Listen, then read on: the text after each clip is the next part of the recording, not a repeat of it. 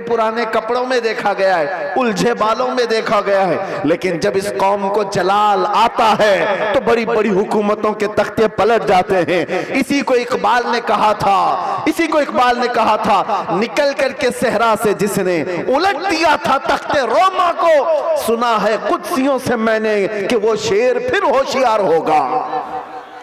सुना है कुदसियों से मैंने कि वो शेर फिर होशियार होगा। ऐ सुन्नियों, घबराने की जरूरत नहीं, मायूस होने की जरूरत नहीं, अपने आमाल बदलने की जरूरत है, अपने अखलाक बदलने की जरूरत है, ईमान की मजबूती लाने की जरूरत है। हमारे पास बचा क्या है? अभी जो चीज बची है वो मोहब्बत मुस्तफा, नबी करीम सल्लल्लाहु तआला अलैहि वसल्लम पर मर मिटने वाली जो कैफियत है, ये दुनिया की सबसे अजीम दौलत अल्लाह ने तुम्हें अता की, इसको बचाए रखो। ये भी अगर खत्म हो गई तो चलती फिरती लाशें हैं और कुछ भी नहीं बचा। हाँ, आपका एक सवाल है, जैसे हमसे भी कहते, चलो बहुत बोलते थे, गिरफ्तार होकर के गए, जेलों के पीछे पड़े रहे, कोई पुरसाने हाल नहीं, धक्के खाते रहे, कैसी कैसी जगहों पर बैठते रहे, क्या ये इज्जत की बात है? मेरे अजीजों, ये गिरफ्तारियां यह हमारे आबा व अजदाद की सुन्नत है।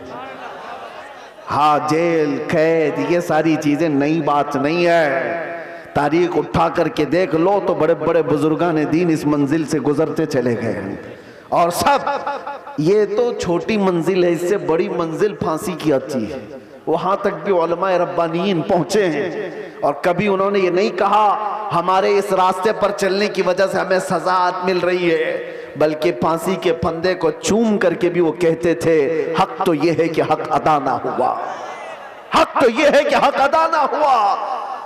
हमारे असलाफ किराम में आपको पता है, इमाम अहमद बिन हम्बल को 300 कोड़े मारे गए थे हक बात के लिए। और आपको पता है हजरत इमाम मूसा काजिम, इमाम जाफर सादिक के बेटे हैं, अहले बैत के बड़े इमाम हैं। 7 साल तक एक खलीफा ने आपको ऐसी जेल में रखा कि आपने सूरज नहीं देखा था। 7 साल, फिर जहर देकर के कैद खाने में ही मार दिया गया। इमाम मोहम्मद बिन हसन अस्करी 20 साल तक जेल की जिंदगी गुजार रहे। हजरत अहमद फारूकी सरहिंदी मुजद्दिद अल्फसानी 8 साल तक ग्वालियर की जेल में बंद रहे। अल्लामा किफायत अली काफी, इनायत अहमद काकोरवी, फजले हक खैराबादी, ये वो उलमाए रब्बानीन हैं जो अपने हक बयानी की बुनियाद पर जेल की सजाएं काटते रहे। लेकिन ये बात इसलिए मैं कह रहा हूं, जेल की सजाएं काटने के बाद न दीन पर कुछ फर्क आया, न ईमान पर कुछ फर्क आया, इसलिए कि हमारा मानना यह है इस्लाम जिंदा होता है हर करबला के बाद। इस्लाम जिंदा होता है हर करबला के बाद। कुर्बानियां अगर देने का वक्त आए तो कुर्बानियां दोगे या नहीं दोगे?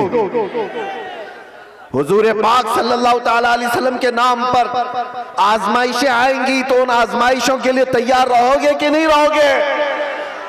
बस मैं ये नहीं कहता कि कुछ करने के लिए, जाने के लिए, उठने के लिए, बस बात इतनी है कि संभाले रखो अपने ईमान को, और उलमाए रब्बानीन अपना काम करते रहे, हक बोलना ना छोड़ें, किसी जालिम के दबाव में आकर कभी भी वो अपनी जुबान को गूंगी ना करें, बल्कि वो हक बयान करते रहें। परेशानियां आएंगी, मसाइब आएंगे, ये तुम्हारे मरातिब को और बढ़ाते चले जाएंगे। किसी सेठ की चापलूसी में हक बयानी से आप दूर ना भागें, इसलिए कि सेठ न तुम्हें रिस्क देता है न तुम्हें हयात देता है। अल्लाह रब्बुल इज्जत रज़्ज़ाक़ हकीकी है, वही हयातो ममात का मालिक है। उलमाए रब्बानीन को भी ये चाहिए कि हालात जमाना को देखें जरूर, लेकिन हक बात से आप अपनी जुबान को न रोकें, इसको चलते रहने दें। अल्लाह की गैब से मदद होगी और कौम के अंदर ईमान जिंदा रहेगा, कौम के अंदर बेदारी बाकी रहेगी। और अगर ये चुप हो गए तो कौम का एक बड़ा हिस्सा बुज़दिल बन जाएगा, कौम का एक बड़ा हिस्सा बुज़दिली का शिकार हो जाएगा। चंद उलमाए रब्बानीन ही सही, इन्हें चाहिए कि वो अपनी कुर्बानियों के लिए तैयार रहें। हमने रोटियां बहुत खाई हैं हुजूर के नाम पर, जलसे बहुत कर लिए हैं, लोग उलमा को आज जो नवाजते हैं, चाहे वो एक नजराने का छोटा सा लिफाफा ही क्यों ना हो, ये ना समझें कि आपकी टोपी दाढ़ी की वजह से, बल्कि मुस्तफा करीम की निस्बत की वजह से सारी कौम आपको नाइब रसूल समझती है।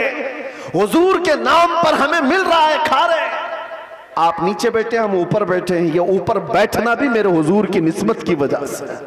ये मिंबर उलमा को जो दिया जाता है इसलिए कि नबी पाक के नायब है, और जब हुजूर पाक की बात आए तो आए काए ना किया करें। उलमा को चाहिए कि वो अपना हक अदा करें, अपना हक अदा करें। और हमने देखा है चंद वो लोग मसलहत और हिकमत की बात करते हुए हमें डराते हैं। मेरे अजीजों, मसलहत अपनी जगह पर, हिकमत अपनी जगह पर। क्या इमाम हुसैन को मसलहत नहीं मालूम थी? करबला में जाने के वक्त उनको हिकमतें नहीं मालूम थी जो 72 लोग अपने खानदान के लेकर शहीद हो गए? दीन पर कभी ऐसे मामलात आए तो मेरे अजीजों, उलमा का सबसे पहला ये नंबर है कि कौम, आप एक कदम बढ़ाते हैं तो ये 100 कदम आगे बढ़ने को तैयार है। आपको सिर्फ एक जुबान कहने की देर है। कौम तो बेचारी बेपनाह मोहब्बतों के साथ जान देने के लिए भी कुर्बान है। मैं अक्सर एक बात कहा करता हूं, आज से 4 साल पहले मैंने दिल्ली में उस पाखंडी को जो मुबाहले का चैलेंज किया था, और आपको पता है हमारा ऐलान पूरी दुनिया भर में फैला था कि हम आग में कूदने जा रहे हैं। लेकिन उस वक्त मुंबई का एक नौजवान मेरे पास आकर कहा था, जो कोई बामल नहीं दिखता शक्ल से, हाँ दाढ़ी में भी डिजाइन, सर में भी डिजाइन, फटी जीन्स पहना हुआ, उसने कहा था कि हजरत मुफ्ती साहब, मैंने सुना है आपका ऐलान, आप दिल्ली जा रहे हैं आग में कूदने। मैंने कहा आपको क्या है उससे? उसने कहा आप जब भी जाना हो तो मुझे ले जाएं, पहले मैं कूदूंगा। चेहरा देखो, हुलिया देखो पूरा। मैं ये कहता हूं उलमाए रब्बानीन से, हमें सिर्फ कहने की देर है, सारा महाज कौन संभालेगी? सारा महाज।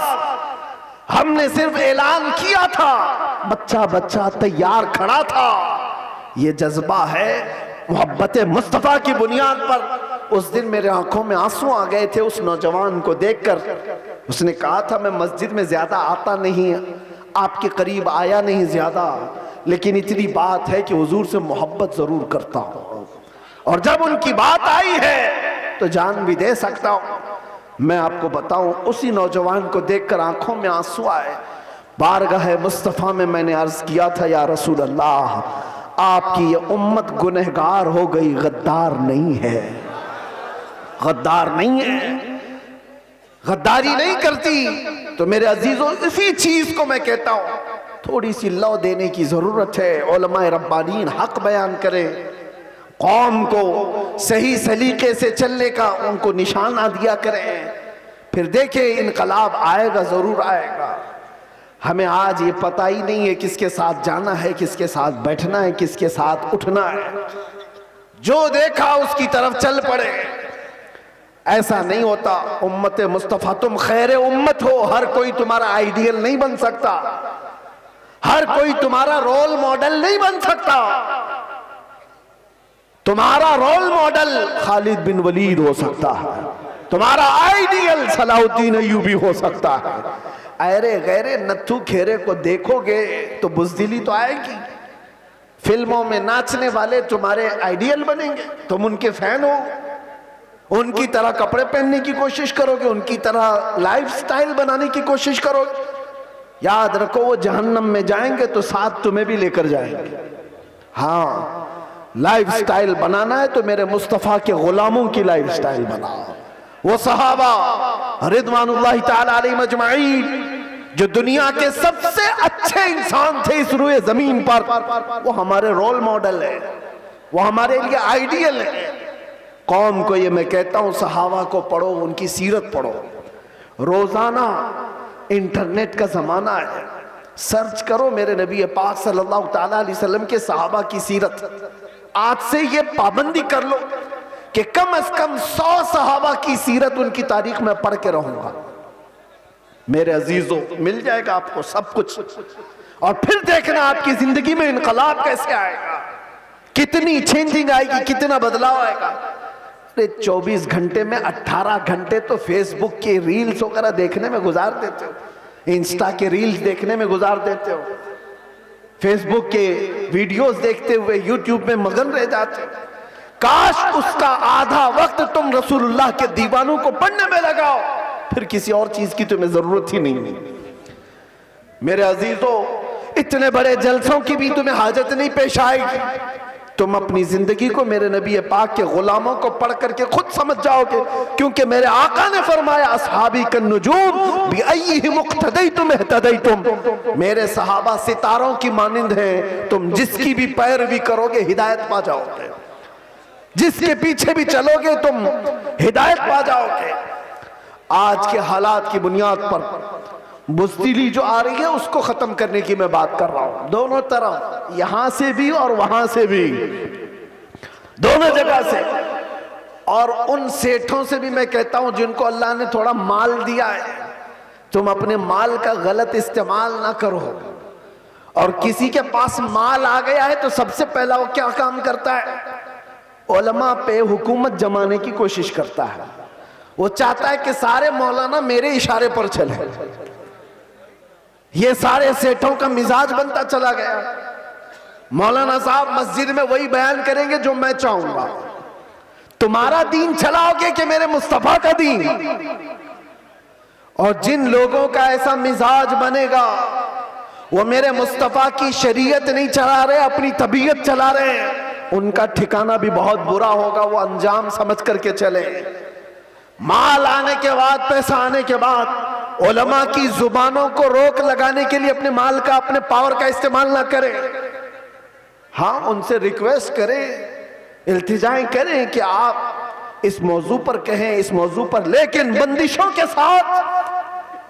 अरे कितने तो ऐसे हैं, हमारे पास एक मामला ऐसा अभी दूर दराज के इलाके का आया। एक इमाम साहब को हक बयानी करने पर उनके कपड़े फाड़ दिए गए, उनको मारा गया, मिंबर से उतारा गया। किस वजह से? कि उनकी तबीयत की बात नहीं कर रहे थे मौलाना, शरीयत मुस्तफा की बात कर रहे थे। तुम सूद खाते रहोगे और उलमा नहीं बयान करेंगे, शराब पीते रहोगे उलमा नहीं बयान करेंगे, चोरी करते रहोगे उलमा नहीं बयान करेंगे। अगर तुम्हें तुम्हारी बुराइयों के बारे में बताने से बुरा लगता है तो डॉक्टर के पास भी मत जाना। वो तुम्हारी बीमारियों को जब बताता है तो क्या थप्पड़ लगाते हो? जब तुम्हें वो कहता है कि तुम्हें बुखार हो गया है, पेट में अल्सर हो गया है, तो क्या थप्पड़ लगाओगे? गिड़गिड़ाने लग जाओगे, डॉक्टर साहब इलाज कर दो, जल्दी से अल्सर निकाल दो। यही काम जब उलमा तुम्हारे साथ करे, रूहानी बीमारियां तुम्हें लगी हैं, तो तुम्हारे दिल में रिक्कत तारी हो जाना चाहिए और सोचना चाहिए। आओ उनके पास, कहो कि हमें इन बीमारियों से आजाद करा दो, इन गुनाहों से, इन बीमारियों से, इन बलाओं से हमें आजाद कराओ। लेकिन उल्टा है, पैसों का जोर ऐसा कि उलमा की दाढ़ियां खींच ली, उनके जुब्बे खींच लिए, उनकी इज्जतों पर उंगलियां उठाने लग गए। ये मिजाज बदलो मेरे अजीजों। और आज जलसों के सिलसिले में एक और बात मैं कह के जा रहा हूं। इंतजामिया जितने जलसे करते हैं, बाहर से आने वाले शायर, बाहर से आने वाले मुखर्रिर, ये सारे अपनी जगह पर। तुम अपनी मस्जिद के इमाम को अगर खुश नहीं रख सकते तो इन जलसों को क्या हासिल है? इन जलसों का क्या हासिल है? लाखों रुपए जमा करते हो और ये सब पे खर्चा करते हो। मस्जिद का इमाम 5,000 के लिए तरस जाता है। मोहल्ले के इमाम को समझते हो कि ये तो घर की मुर्गी है, दाल बराबर, इसको तो चलाया जा सकता है। वो तुम्हारे साथ साल के पूरे दिन रह रहा है, हम तो आधा घंटा, 1 घंटा आकर के जा रहे हैं। जो साल भर तुम्हारे साथ खिदमतें कर रहा है उसका दिल ज्यादा खुश रखो। अगर वो मुतहर्रिक नहीं होता तो तुम्हारे पास दीन का मिजाज आता कहां से? तुम्हारे बच्चे कुरान पढ़ते कैसे? अगर वो मेहनत ना करे तो अलिफ से बा तक ना आए बच्चों को, तो फिर सबसे पहला हक है उसका ये मिजाज भी बिहार हो कि कहीं पर भी हो, मैं ये देना चाहता हूं, हम नजराने के लिए नहीं आते। एक बात याद रखें कान खोल करके, बहुत सारे लोगों ने बना रखा होगा, मैं आज ऐलानन ये कहता हूं, हमारे नाम पर कोई दलाली ना करे, हमारा कोई एजेंट नहीं है जलसों के लिए। हम तारीख के लिए बहुत सारे लोग फोन करते हैं, और कितनी हमारे पास ऐसी खबरें आई कि फला ने तारीख दिलाने के नाम पर 50,000 ले लिए, 1 लाख ले लिए। कौम से मैं कहता हूं किसी को 1 रुपया भी देने की जरूरत नहीं। अल्लाह रब्बुल इज्जत ने हमें जितना अता किया वो बहुत है, बहुत है। मैंने जलसों को कभी भी जरिए माश नहीं बनाया है, अल्लाह शाहिद है, अल्लाह शाहिद है। किसी भी जगह हमने कभी कोई डिमांड नहीं किया। हाँ, खुशियों के साथ, मोहब्बतों के साथ लोगों ने जो दिया रख लिया, अलग बात है। कभी किसी से तकाजा किया हो तो मेरे सामने खड़ा होकर के बता दे, कभी नहीं। ये बात इसलिए कर रहा हूं कि अल्लाह तबारक व तआला ने जो अता किया वो बहुत है। हम अपने पैसे से सफर का खर्चा भी निकाल सकते हैं और आकर के बगैर किसी चीज के जा भी सकते हैं, हमें किसी चीज की हाजत नहीं। लेकिन आज से मैं कहता हूं, मकामी उलमा को पहले खुश रखो, अगर वो खुश रहे तो दीन का मिजाज बना रहेगा। और अगर उनको इस हालत में रखे हो कि उनको देखो तो लगे कि यतीम है, बेसहारा है, लावारिस है, किसने इनकी हालत बना रखी है? ये जेबों पर लोगों की नजर क्यों डालने लग गए? तुमने खुश नहीं रखा।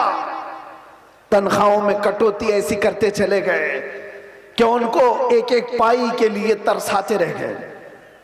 मैं जानता हूं कई इमाम ऐसे हैं जो मस्जिद के दिए हुए छोटे से घर में अपनी पूरी जिंदगी गुजार कर चले गए, मदरसे में मुख्तसर सी तनख्वाह पर 40 साल पढ़ाते रह गए। ये सारे खिदमात उनकी अपनी जगह पर। हाँ, कुछ लोग अगर बिगड़े हुए हों तो उलमाए सू हो सकते हैं, मैं उनकी वकालत नहीं कर रहा हूं, कौम का मिजाज बदलने की बात कर रहा हूं।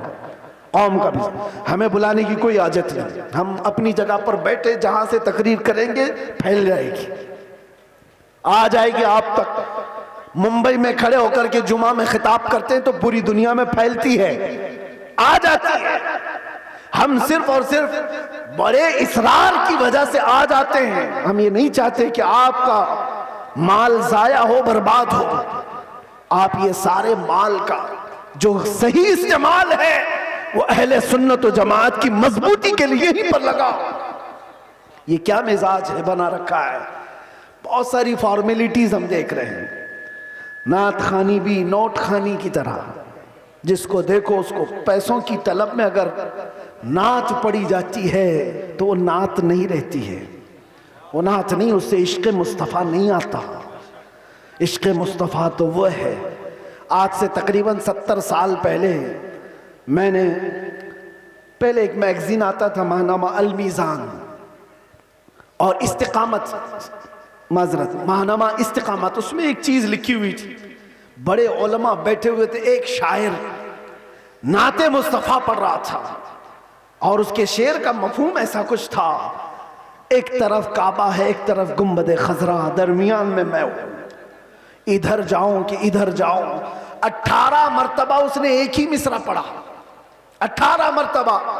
होता है लोग पक जाते हैं, ये शायर लोग क्या पढ़ रहे हैं, लेकिन वो शायर ऐसा नहीं कि जिस शेर पे पैसा मिल रहा है उसको रिपीट कर रहा हो, जिस शेर पे पैसा मिले उसको बार बार पढ़ते जाओ, नहीं, कोई नहीं। वो उलमा की महफिल थी, 18 बार जब पढ़ा उसके बाद गश खाकर गिर गया। उलमा इकराम बैठे हुए, वो उठाने के लिए आए तो देखा उनकी रूह परवास कर चुकी थी। ये नाते मुस्तफा है। पहुंचा वहीं पर जिसकी मदहसराई कर रहा था, और यहां तो लोग हुल्लड़बाजी कर रहे होते हैं। ये नात नहीं है। नात खानी को नात खानी रखो, नोट खानी मत बनाओ। तुम्हारे पैसे संभाल रखो, देने का इतना शौक है तो बाद में क्यों अलग से ले जा करके नहीं देते? ये उछालना क्या है, ये मुजरा करना क्या है, ये तमाम चीजें क्या है? लोगों को देखा गया है, उनके पास गड्डियां हैं, वो एक साथ देना नहीं चाहते, छुट्टे छुट्टे निकाल निकाल कर, ताकि पूरी दुनिया उनके माल के नजारे देखे। वो अपनी तमाम चीजों की नुमाइश चाहते हैं। मेरे अजीजों, इस मिंबर रसूल को इन तमाम चीजों का खेल ना बनाओ। ये पाक मिंबर है।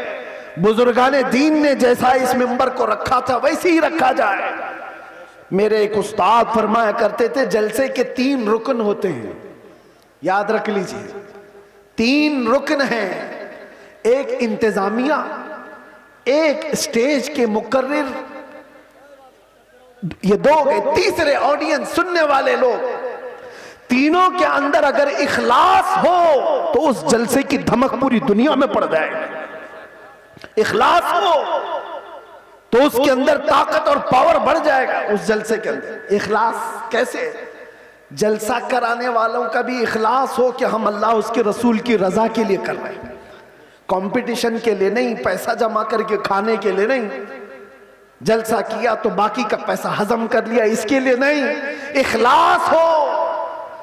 दूसरा रुकन ये मुकर्रिरीन का है, वो पैसा लेने के लिए ना आए हो, वो अल्लाह उसके रसूल की बात कौम तक सुनाने के लिए आए, उनके दिल में इखलास हो। तीसरा, सुनने वाले भी सर्कस देखने ना आए हो, एंटरटेनमेंट करने ना आए हो, वो अपना घर बार छोड़ करके अल्लाह उसके रसूल के लिए आए हो। जब ये तीनों अरकान में इखलास होता है तो वो जलसा पावरफुल हो जाता है, रूहानियत से भर जाता है। फिर वहां से कहा हुआ हर जुमला ताकतवर होता है, वरना हजारों जलसे क्यों नहीं फायदा देते, क्यों नहीं देते? कहीं तो कोई मिस्टेक है, कहीं गड़बड़ है, इनकी इस्लाह की जरूरत है। कंपटीशन में जलसे ना करो। तारीख लेने वाले लोगों की कतार है, यहां भी बहुत लोग आए होंगे, पहले मिले भी और अब मिलने वाले भी होंगे। उनसे भी मैं कहता हूं, एक इलाके में अगर कहीं हो गया तो सारे साथ मिलकर क्यों नहीं साथ देते? नहीं हजरत, हमारा गांव अलग है, हमारा गांव अलग, उसी गांव में तारीख दो। नहीं हजरत, हमारी कमेटी अलग है, कमेटी भी अलग करना चाहती, गांव भी अलग करना चाहता है। किस लिए? मेरे अजीजों, इखलास पैदा करो। ये दीनी काम दिखावे के लिए नहीं होते, ये दीनी काम इखलास के लिए, अल्लाह के रसूल की इस शरीयत ताहिरा की हिफाजत के लिए। बहरहाल मैंने